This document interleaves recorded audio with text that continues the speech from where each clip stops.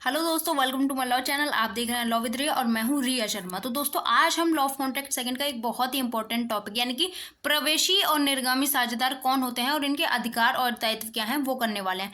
ये law of contract second का एक इंपॉर्टेंट टॉपिक है और बहुत सारे लॉ ऑफ कॉन्ट्रैक्ट सेकंड की हम कंटिन्यू क्लासेस करते आ रहे हैं। आई बटन में आपको लिंक मिल जाएगी। लाइक क्षतिपूर्ति की संविदा क्या है, प्रतिभूति की संविदा क्या है और साझेदार यानी कि पार्टनरशिप क्या होती है। तो ये सब कुछ हमने ऑलरेडी कंप्लीट कर लिया है। आपको आई बटन में लिंक मिल जाएगी, डिस्क्रिप्शन में भी वीडियोज मिल जाएंगी। ठीक है, तो पॉइंट पे आते हैं।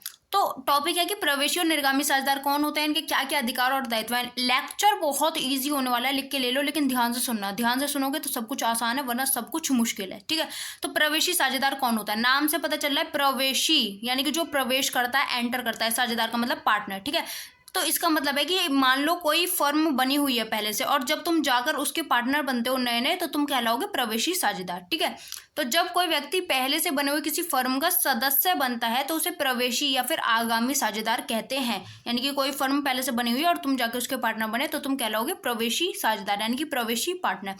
अब प्रवेशी साझेदार के क्या क्या अधिकार हैं वो सुनो। अन्य सदस्यों की बात यानी कि जो अदर मेंबर्स वगैरह हैं कंपनी के, फर्म के, उन्हीं की तरह फर्म के लाभ तथा संपत्ति में साझेदार होने का अधिकार। ऐसे अधिकार को न्यायालय द्वारा भी लागू करा सकता है। यानी कि जो नया नया पार्टनर बना है उसका अधिकार है कि फर्म का जो प्रॉफिट है या फिर संपत्ति जो है, यानी कि जैसे मान लो तुम फर्म में काम कर रहे हो, तुमने भी अपने पैसे लगाए, उसमें तुम पार्टनर हो। ठीक है, और फर्म का जो प्रॉफिट है वो तुम्हें नहीं मिल पा रहा है। ठीक है, तो तुम्हारा अधिकार है कि तुम संपत्ति में साझेदार हो सकते हो, यानी कि तुम प्रॉफिट लेने के अधिकारी हो। और अगर ऐसा अधिकार तुम्हें नहीं मिल रहा है तो तुम उसे न्यायालय द्वारा भी लागू करा सकते हो। मतलब तुम कोर्ट में केस लड़कर भी अपना उस अधिकार को पा सकते हो। ठीक है, अब एक और बात, फर्म का निर्माण करते समय ही साझेदारों में यह समझौता हो सकता है कि नए साझेदार का प्रवेश किया जा सकेगा या नहीं। सामान्य रूप से यह देखा जाता है कि वरिष्ठ सदस्य को किसी भी व्यक्ति को साझेदार के रूप में मनोनीत करने का अधिकार होता है, जिसका उपयोग वो अपने उत्तराधिकारियों के रूप में करता है। इसका मतलब है कि फर्म का निर्माण जब होता है, यानी कि जब फर्म बनती है, तो उस टाइम पे साझेदार ये डील कर सकते हैं, ये समझौता या फिर ये एग्रीमेंट कर सकते हैं कि नए साझेदार का प्रवेश किया जा सकेगा या नहीं। मान लो दो लोगों ने फर्म खोली तो ये डिसाइड कर सकते हैं कि हम फ्यूचर में किसी को पार्टनर बनाएंगे या नहीं, या फिर हम दो ही मिलकर चलाएंगे, इस तरह। अब इसमें एक और बात यह है कि नॉर्मली सामान्य रूप से देखा जाता है कि वरिष्ठ सदस्य, फर्म का वरिष्ठ सदस्य यानी कि जो मेन आदमी होता है ना, जो लीडर होता है, वो किसी भी व्यक्ति को साझेदार के रूप में मनोनीत करने का अधिकार रखता है। यानी कि वो लीडर है तो बेसिकली वो ही डिसाइड करता है कि कौन पार्टनर बनेगा, कौन नहीं बनेगा। और इसका यूज वो अपने उत्तराधिकारियों के रूप में करता है। नेपोटिज्म बहुत ज्यादा चलता है। जैसे मान लो मैं हूँ, मैंने अपनी कोई कंपनी खोली, तो मैं अपनी कंपनी में अपने भाई को रख लूँ, अपनी मौसी की बेटी को रख लूँ, बुआ के बेटे को रख लूँ, अपने रिश्तेदारों को घुसा लूँ। यही तो है। यानी कि मान लो अगर मैं किसी चीज में लीडर हूं तो मैं अपने फैमिली के लोगों को उसमें घुसा लूंगी। समझ रहे हो ना? तो ये है। अब अगर थोड़ा भी समझ में आ रहा तो कमेंट करके बताना। अब जो नया नया आया है प्रवेशी साझेदार, उसके कर्तव्य या फिर उसके दायित्व क्या है? ठीक है, साझेदारी अधिनियम की धारा 31(1) के अनुसार जो व्यक्ति फर्म में नए साझेदार के रूप में आया है वो फर्म के किसी भी ऐसे काम के लिए उत्तरदायी नहीं होगा जो उससे पहले किए गए हैं।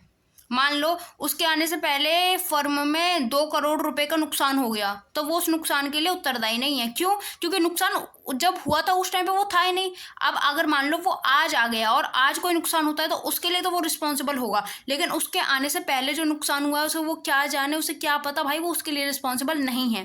पहला दायित्व तो ये है। ठीक है, इस प्रकार सामान्य नियम यह है कि नए साझेदार का दायित्व साझेदार बनने की डेट से यानी कि तिथि से शुरू होता है और वो फर्म के ऊपर चढ़े हुए पुराने उधार के लिए उत्तरदायी नहीं होगा। यानी कि कंपनी ने, जैसे मान लो आज 1 तारीख है, मैंने आज ये फर्म ज्वाइन करी, मैं आज इसकी पार्टनर बनी, तो मुझसे पहले तुमने क्या उधार ले रखा है, क्या नहीं ले रखा, उससे मुझे कोई फर्क नहीं पड़ता। अब मेरे सामने जो तुम लोग है उसके लिए मैं लायबल हो सकती हूँ, लेकिन तुमने पहले से कंपनी पे कितना उधार है, कंपनी ने आपसे पहले क्या किया, उससे मेरा कोई लेन देन नहीं है। समझे? अब निर्गामी साझेदार कौन होता है? तो निर्गामी, देखो, प्रवेशी साझेदार वो है जो प्रवेश कर रहा है, जो आ रहा है।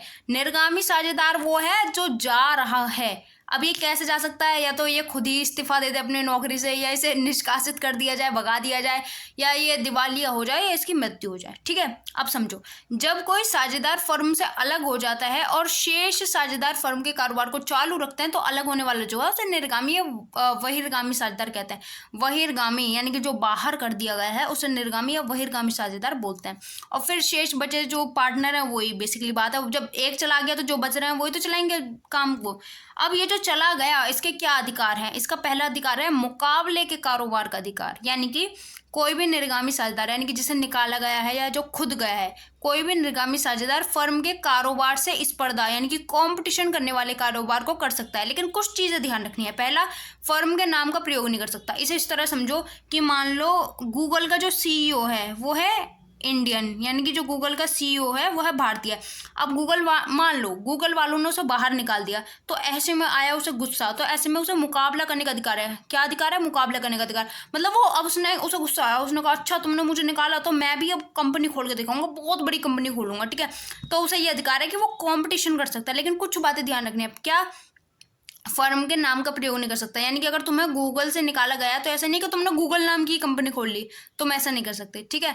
अपने नए कारोबार को चलाने के लिए खुद को पुराने फर्म का प्रतिनिधि नहीं मानेगा। इसका मतलब यह है कि तुम दूसरों से ये नहीं कह सकते मैं तो अभी भी गूगल में काम करता हूँ, ऐसा नहीं बोलोगे। निकाल दिए तो निकल गए, ठीक है। एक और बात कि पुराने फर्म के ग्राहकों को अपने नए कारोबार की ओर आने के लिए आमंत्रित नहीं करेगा, यानी कि जो गूगल के कस्टमर है उनसे ये नहीं बोलेगा कि मेरी गूगल कंपनी में आओ, उसकी कंपनी छोड़ो, उसकी कंपनी बेकार है, ऐसा नहीं कर सकते, ठीक है। कंपटीशन कर सकते हो लेकिन उसमें ये नहीं होना चाहिए, ठीक है। अगला है फर्म के लाभ में यानी कि प्रॉफिट में हिस्सा पाने का अधिकार। जब कोई साझेदार मर जाए या किसी तरह से वो पार्टनर या फिर साझेदार न रहे और बचे हुए साझेदार बिना हिसाब के किताब किए फर्म से उसे निकाल दें तो उसे लाभ पाने का अधिकार है। समझ रहे हो? निर्गामी साझेदार तो वो है जिसे निकाल दिया। अब जिसे निकाल दिया तो उसका हिसाब किताब करके तो निकालो। अब इसे इस तरह समझो कि मान लो तुम पार्टनर थे, 1 साल, हाँ 1 साल तुमने वहां पे काम किया और तुम्हें पैसे नहीं दिए और तुम्हें ऐसे ही निकाल दिया, तो ये तो गलत है ना। तो वही इसका मतलब है कि फर्म के लाभ में हिस्सा पाने का अधिकार है, और अगर लाभ नहीं दिया जाता तो आप भाई कोर्ट में जा सकते हो।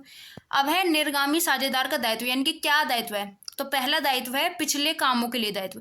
हर एक साझेदार फर्म के उन कामों के लिए उत्तरदायी होगा जो उस समय किए गए हैं जब वो फर्म का साझेदार था। जब कोई साझेदार फर्म से अलग हो जाता है तो उसके अलग होने की तिथि से पहले हुए साझेदारी ऋण और दायित्व से वो छुटकारा नहीं पा सकता।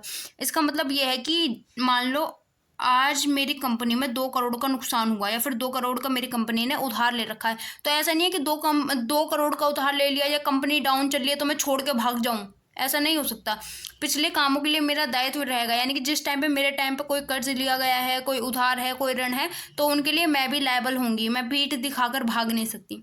और अगला है अलग होने की सूचना सार्वजनिक रूप से घोषित करना, यानी कि मेरा ये दायित्व है कि अगर मैं कंपनी से या फर्म से अलग हो रही हूँ तो मैं अपनी अलग होने की सूचना सबको दूंगा ना। सब तो यही मानेंगे कि मैं अभी भी इस कंपनी के मेंबर हूँ या इस फर्म की मेंबर हूँ। सो अगर ज़रा सा भी लेक्चर समझ में आया हो तो कमेंट करके बताना। Thanks for watching. जय हिंद, जय भारत।